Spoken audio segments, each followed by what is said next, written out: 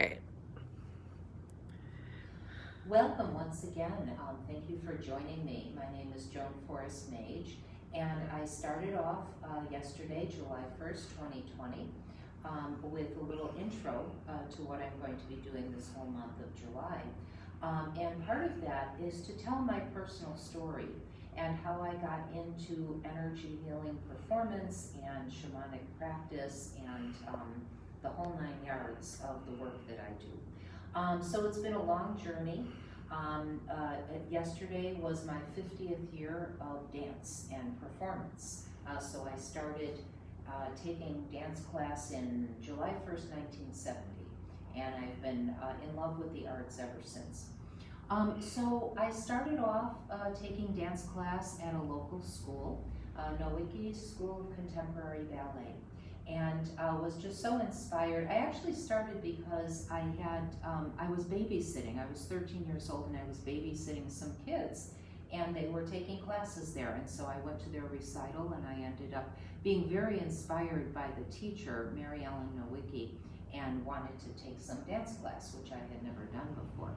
And so I just loved the connection to the body, to the music. I was always very musical. I come from a family where my father was a professional musician and singer, playing trumpet, worked in clubs, worked wedding bands, all kinds of things. Also, his name is Joe Majors, and or Joe Majewski, and he also was on the board of directors of the Chicago Musicians Union for many years. And so I have that kind of background from my family.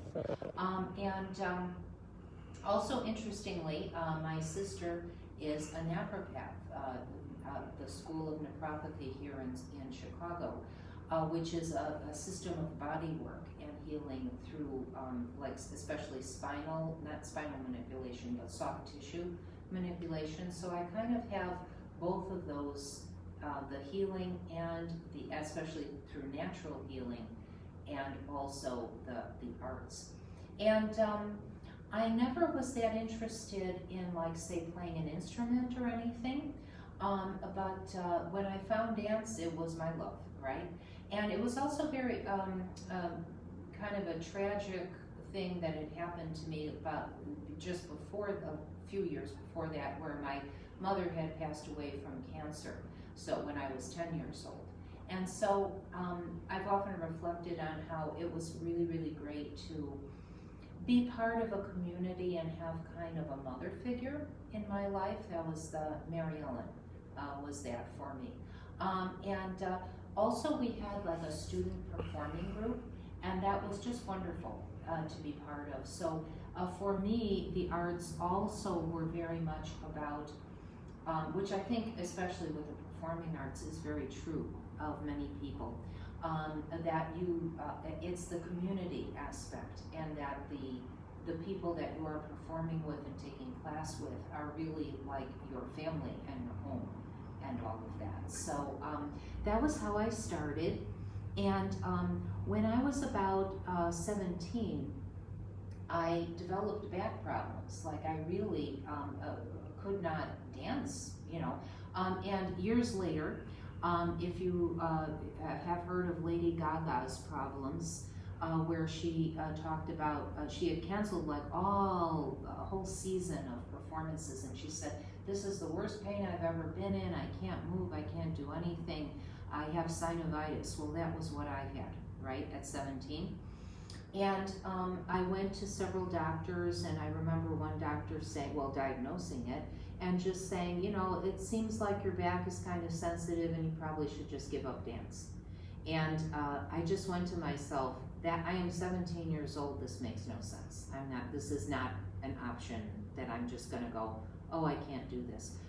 But remember, this is like by that time, 1973. I was began to study at other studios in addition to Mary Ellen Nowicki, such as Betsy Hurston School of Ballet, which was a wonderful place also. I just said to myself, you know, I am just going to find how to cure myself. And at that time, there was no sports medicine. There was very, very little, as far as, how to help people. It's hard for us even to understand today, because all of that kind of, exercise physiology and all of that has really developed so much. But my sister recommended, why don't you try a chiropractor? Well, it's very interesting, because at that time, doctors would tell you chiropractors are quacks. You shouldn't, go for that. And of course, several years later, all of a sudden they were part of the AMA, So it always was in my mind to understand how political things are, as far as, like what you're advised to do by professionals.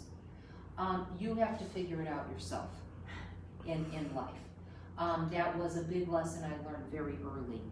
Just to trust your own body, to work with it, to understand the mind-body connection, and to not give up, And so through, with the help of the chiropractor, with the help of just gradually getting back into dance and movement, took me 2 years. I did not really dance between the age of 17 and the age of 19.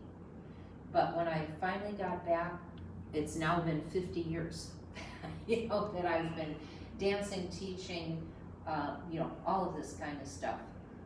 So if you have any kind of physical problem, if you have any kind of whatever problem standing in your way, especially of doing something physical, know that so often it can be changed.